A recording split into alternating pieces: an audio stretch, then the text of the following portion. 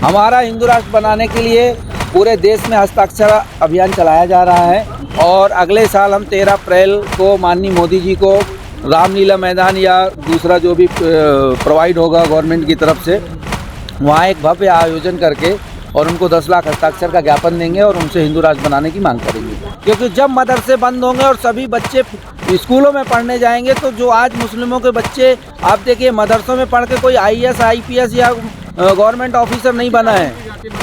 कौन बोलता है अच्छी तालीम, कौन सी पढ़ाई पढ़ाई जाती है मदरसों में? आप बता दीजिए। यही पढ़ाया जाता है कि पत्थर लेके मारो, हिंदुओं के कोई यात्रा निकल रही है उस पर पेट्रोल बम डालो। देखिए, हमारा देश हिंदू राष्ट्र आज नहीं सदियों से था। सनातन संस्कृति आज नहीं बहुत सालों से थी और भारत पाकिस्तान बंटवारे के समय देश को हिंदू राष्ट्र घोषित होना चाहिए, जो नहीं हुआ। इसके लिए हम लोग ये पूरे देश में हस्ताक्षर अभियान चला रहे हैं और आने वाले अगले साल माननीय प्रधानमंत्री को ज्ञापन देने का जो हमारा प्रोग्राम है और भारत को हिंदू राष्ट्र लीगली तरीके से, हिंदू राष्ट्र है, ऐसा नहीं है कि हिंदू राष्ट्र नहीं, लेकिन कानूनन तरीके से भारत को हिंदू राष्ट्र घोषित कराना है। उसके लिए पूरे देश में जितने भी प्रदेश हैं और गांव में हर जगह हमारे हस्ताक्षर अभियान चालू है। बागेश्वर धाम कार्यक्रम में आप आए हैं, बागेश्वर धाम का क्या समर्थन आपको? देखिए, जितने भी संत हैं देश के, सभी हिंदू राष्ट्र की मांग कर रहे हैं और बागेश्वर धाम सरकार का आपके दिल्ली के रोहिणी में कार्यक्रम चल रहा है। इसके पहले उन्होंने दतिया से भी आह्वान किया था सभी लोगों को, 5 लाख पब्लिक को, कि कौन कौन चाहता है हिंदू राष्ट्र बनाना, और सभी लोगों ने उसका समर्थन किया था। और देश में जितने हिंदू हैं वो सब चाहते हैं कि देश हमारा हिंदू राष्ट्र घोषित हो। तो महाराज जी का भी समर्थन है, सहयोग है। उसके अलावा भी बहुत सारे संत हैं, जूना अखाड़ा के संत, नासिक के संत, आपके स्वामी नारायण ट्रस्ट के महंत संत जी, बगलामुखी पीठ के संत जी। अभी मैं यतीन्द्र सिंहानंद महाराज जी के पास भी जा रहा हूँ। कालीचरण महाराज पहले से हिंदू राष्ट्र की मांग कर रहे हैं। तो सभी संतों का सहयोग और सभी देश की जनता का सहयोग, जितने हिंदू भाई हैं, उससे हम हिंदू राष्ट्र घोषित कराएंगे। देखिए, जिस प्रकार दूल्हे के सर पे ना सेहरे की ज़रूरत रहती है, तो हमारा देश भारत पहले से हिंदुओं का देश है, लेकिन जो उसका ताज है, जो हिंदू राष्ट्र घोषित होना चाहिए उसको, जब पाकिस्तान के बंटवारे पे कभी 1947 में इनको कर देना था लेकिन नहीं किया, वो हम अपना ताज मांग रहे हैं। हम कोई सरकार से या भीख नहीं मांग रहे, हम हमारा अधिकार मांग रहे हैं। हिंदुओं का ये अधिकार है। भारत हिंदुओं का देश है और भारत हिंदू राष्ट्र आज नहीं बहुत सालों से था। भगवान राम के समय, भगवान कृष्ण के समय और आज भी ये हिंदुओं का ही देश है। हिंदू राष्ट्र का मतलब ये नहीं है कि हम, वापस आपको बताता हूँ, कि हम किसी दूसरे समुदाय या जाति वालों को भगाने की बात कर रहे हैं। लेकिन हिंदू राष्ट्र में जो आज चल रहा है ना, वो आगे नहीं होगा। उसके लिए हम हिंदू राष्ट्र की मांग कर रहे हैं। अंत में जनता जो आपको देख रही है, उनको क्या संदेश आते हैं? मेरा सभी देश की जनता से, सभी 100 करोड़ हिंदुओं से निवेदन है कि ये सिर्फ हिंदू महासभा का या जय बजरंग सेना का या सिर्फ नितिन उपाध्याय का कार्य नहीं है। देश, हाँ जी,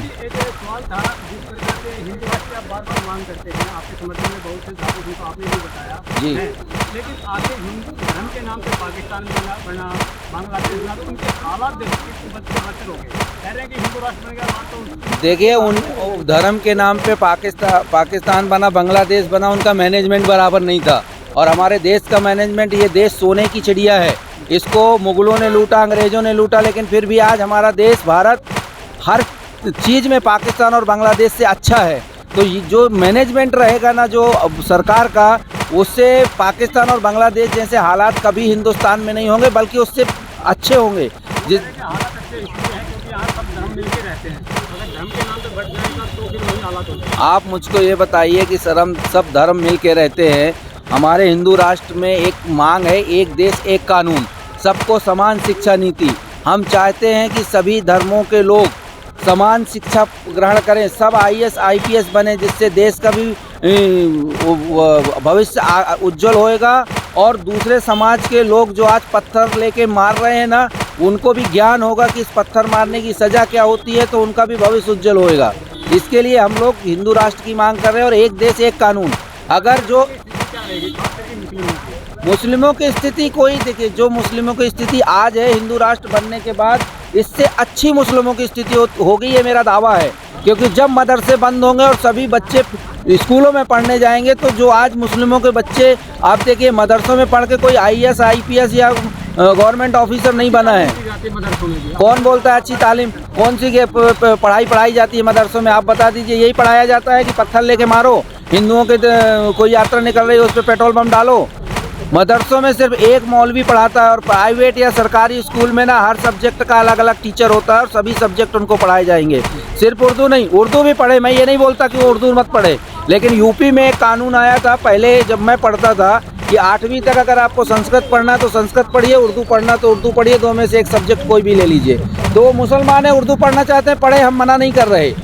हिंदू हैं संस्कृत पढ़ेंगे, वो मना नहीं कर रहे, लेकिन बाकी के भी विषयों की उनको जानकारी होगी तो उनका भविष्य उज्जवल होएगा। हिंदू राष्ट्र बनने से मुसलमानों का भविष्य अंधकार में जाएगा, ये कहना गलत है, बल्कि उनका भविष्य उज्जवल होएगा। हिंदू राष्ट्र बनाने के लिए आप कौन सा कदम उठा रहे हैं? हमारा हिंदू राष्ट्र बनाने के लिए पूरे देश में हस्ताक्षर अभियान चलाया जा रहा है, और अगले साल हम 13 अप्रैल को माननीय मोदी जी को रामलीला मैदान या दूसरा जो भी प्रोवाइड होगा गवर्नमेंट की तरफ से, वहाँ एक भव्य आयोजन करके और उनको 10 लाख हस्ताक्षर का ज्ञापन देंगे और उनसे हिंदू राष्ट्र बनाने की मांग करेंगे। बहुत से संगठन हैं, बहुत से संत हैं जो अलग अलग करके हिंदू राष्ट्र की मांग करते हैं, लेकिन आप देखिए, मैंने अभी हमारा अप्रैल से स्टार्ट हुआ और अभी मैंने बीच में बनारस में कार्यक्रम किया था, और बनारस में जो कार्यक्रम रखा था वो डॉक्टर गीता रानी, प्रोफेसर डॉक्टर गीता सोनी, उन्होंने रखा था, और BHU के 150 प्रोफेसर वहाँ प्रेजेंट थे। उस मंच पर अगर आप मेरी क्लिप देखेंगे, मेरे फेसबुक पे पड़ी है और कुछ न्यूज़ चैनल वालों ने भी डाली है, 7 से 8 अलग अलग समुदाय के, मतलब अलग अलग संगठनों के जिला अध्यक्ष और उनके पदाधिकारी एक ही मंच पर प्रेजेंट थे। और धीरे धीरे आज देखिए जय बजरंग सेना ने समर्थन दिया है भारत को हिंदू राष्ट्र बनाने के लिए। दूसरे जो भी संगठन हैं, हम ये देखिए, मैं आपको वही भाई साहब का आंसर दे रहा था कि सिर्फ नितिन उपाध्याय का, हिंदू महासभा का, जय बजरंग सेना का कार्य नहीं है, ये देश के प्रत्येक हिंदू का और प्रत्येक संगठन का काम है।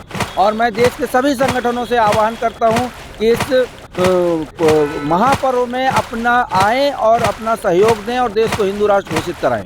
जी, कहा जा रहा है कि हिंदू राष्ट्र के आड़ में मनुसमर्जी लागू करने चाहते हैं, जिससे दलितों पर अत्याचार बढ़े। देखिए, ऐसा कुछ नहीं है कि दलितों पे अत्याचार बढ़ जाएंगे या मुसलमानों पे अत्याचार बढ़ जाएंगे। हमारा जो हिंदू महासभा है या हमारा जय बजरंग सेना है, हम सबका साथ सबका विकास, हम लोग जात पात नहीं मानते। तो हमारा एक नारा है, जात पात की करो विदाई, हिंदू हिंदू भाई भाई।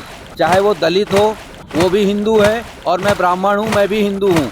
देखिए, इस संसार की उत्पत्ति शिव से हुई है, ये सब लोग जानते हैं। अगर मेरे अंदर शिव है तो उसके अंदर भी शिव है। तो हम अलग नहीं है, हमको बांटा गया है। हम एक पेड़ की 5 शाखाएं हैं जो मुगलों ने और अंग्रेज़ों ने विभाजित करके रखी है, ताकि ये एक ना हो पाए। अगर एक हो जाएंगे ना, तो जो ये 20% वाले तांडव करते ना, ये बंद हो जाएगा दूसरे दिन से।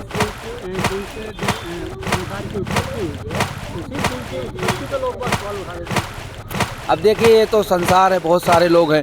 कुछ लोग तो भगवान को मानते ही नहीं, कुछ तो बोलते हैं कि भगवान है ही नहीं, लेकिन है तो भगवान ना। अगर भगवान नहीं होता तो शायद हम लोग भी यहाँ नहीं होते।